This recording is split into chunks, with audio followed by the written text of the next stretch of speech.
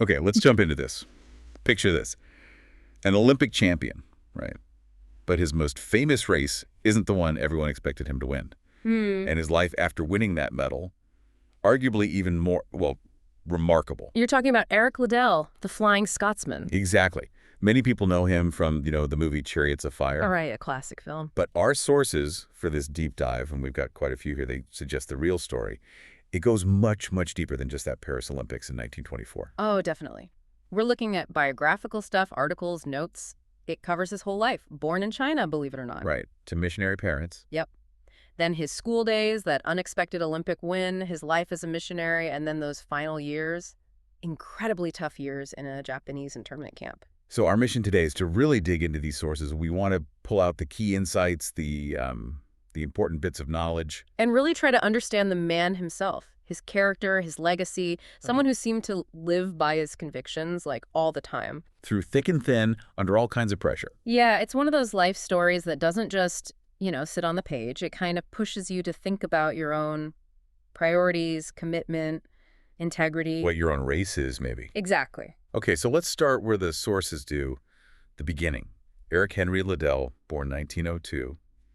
And like you said, not in Scotland. No, Tianjin, China. His parents were Scottish missionaries, James and Mary Liddell. And the sources make a point about that early environment, right? Growing up there. They do. He was immersed in it, grew up on a missionary compound, learned English and Chinese. It wasn't your typical British childhood, even with Scottish roots. And there was separation early on, the sources mentioned that. Yes, quite significant. In 1908, when he was about 7, he and his older brother Rob were sent back to Britain, to England, actually. For school? For school. Eltham College, a Christian boarding school specifically for the sons of missionaries. His parents went back to China with his younger sister. Wow, only 7. That must have shaped him. A common thing for missionary kids then, the sources say. Seems like it, yes. A key part of his upbringing. So that missionary calling was part of his life from the get-go, not just his parents. But during those school years, something else really started to emerge. Oh, yeah. The athlete. The incredible athlete. The sources really detail this. At Eltham, and then later at Edinburgh University, he wasn't just a runner initially. He was good at everything. Like what? Rugby, apparently, was brilliant. Cricket and running, he just excelled. And on the track, he became, a star. Pretty quickly, yeah. Known as the fastest runner in Scotland. By 1923, he's winning big races, setting a British record for the 100 yards. It stood for 35 years. So the sources aren't just listing wins. They're painting a picture of this raw talent, this competitive spirit. But what about his personality then, alongside all the medals and speed? People who knew him described him as humble, very popular, enthusiastic. Crucially, they say he had no vanity. No ego despite the fame. Apparently not. His school director said he already knew what he stood for, so not just fast legs, but a real sense of self-developing. Okay, which leads us perfectly to that moment everyone knows, or thinks they know, from the movie. Paris, 1924. The Olympics. Right, he's on the British team, big expectations. Especially for the 100 meters. That was his race. Totally. He was the favorite, really. Gold medal contender. But then, the schedule. Yes. The schedule comes out, and the heats for the 100 meters are set for a Sunday. And for Eric Liddell. Sunday was the Sabbath, central to his Christian faith, a day for worship, for rest, not for racing. So his decision was? Immediate. And non-negotiable, it seems. He wouldn't run. He withdrew from the 100 meters. And it wasn't just the 100 meters, was it? No, it affected the relays, too. The 4x100 and 4x400 finals were also on Sunday later that week, so he pulled out of those as well. And the reaction back home, according to the sources, Yeah. Not exactly understanding. Understatement. Immense pressure from the British Olympic officials, the newspapers, the public. Calling him unpatriotic. A traitor, even. Some reports use that language, yes. Accusing him of potentially costing Britain a gold medal. You can only imagine how heavy that must have felt. And here's where the sources offer a really interesting correction to the movie version. Yeah, this is key. The film makes it seem like he finds out on the boat over to Paris, this big dramatic moment. Right. But the sources we looked at suggest he likely knew about the Sunday schedule months before, maybe even late 1923. So it was under sudden shock. Probably not. It seems it was a firm stance based on beliefs he'd held for a long time, a decision he'd likely already made well in advance. That changes how you see it, doesn't it? Not impulsive, but principled. Definitely. And the sources also kind of point a finger at the British Olympic Association, suggesting they knew the schedule way back, maybe 1922, but didn't sort it out or tell the athletes properly. Putting Liddell in a really tough spot. Yeah.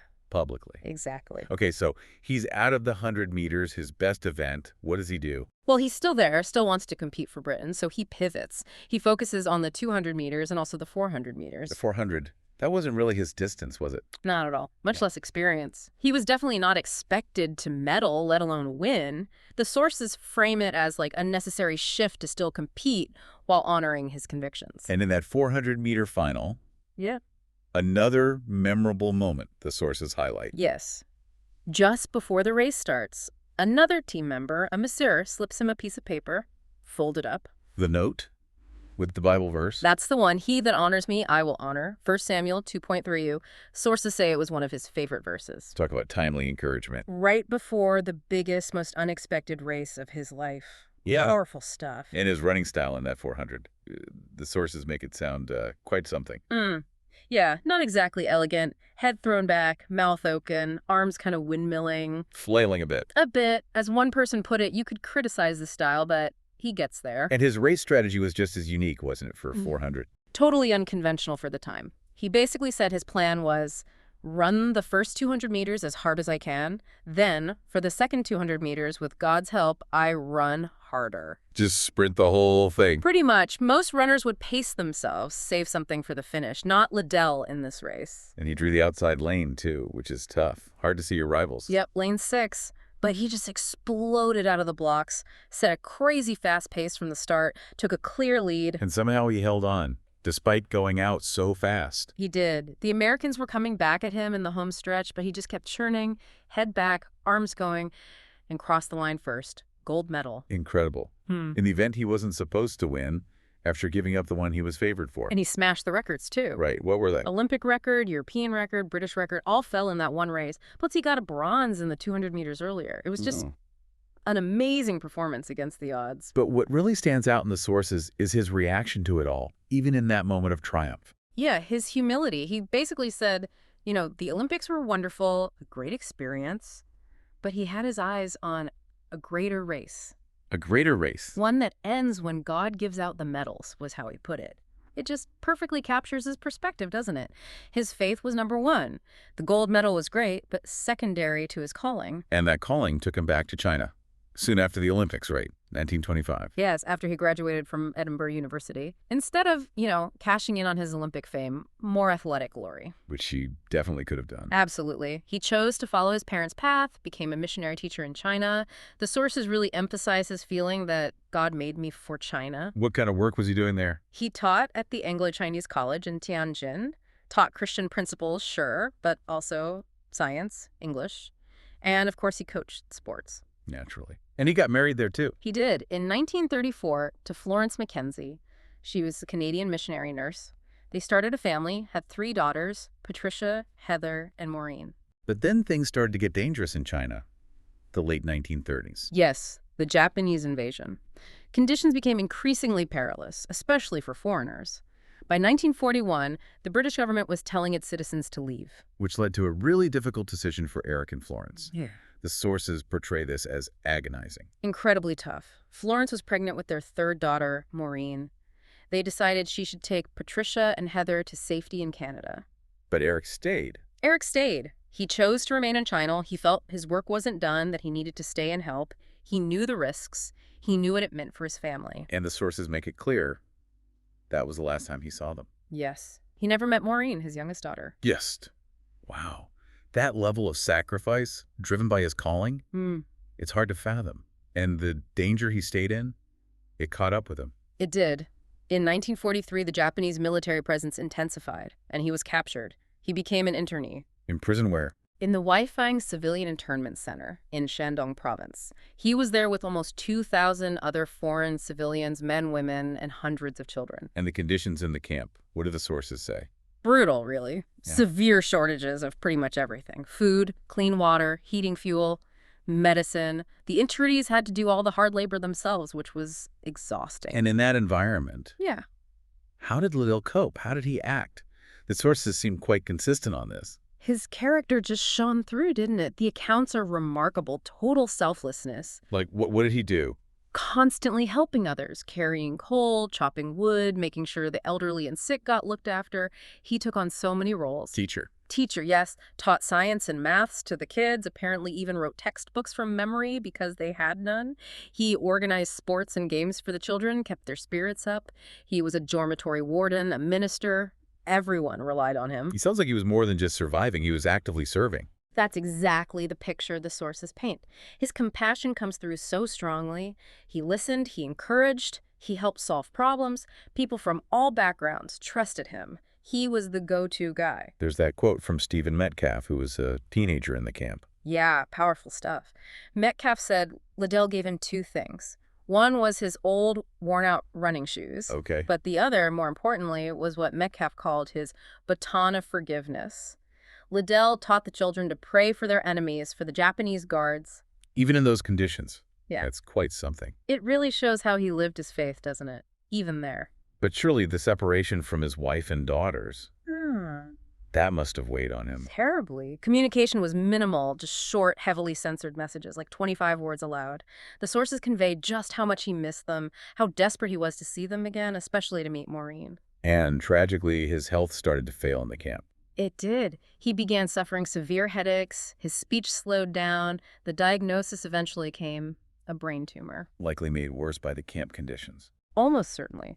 The lack of nutrition, the stress, no proper medical care, it would have taken a heavy toll. And he died there, in the camp. Yes, February 21st, 1945. He was only 43. Just months before the war ended and the camp was liberated. Only about 5 or 6 months, yeah. The sources describe the shock, the immense sense of loss among the internees. Langdon Gilkey, another internee who became a well-known theologian, wrote about Liddell's impact. He did. Gilkey said meeting Eric Liddell was the closest thing to meeting a saint.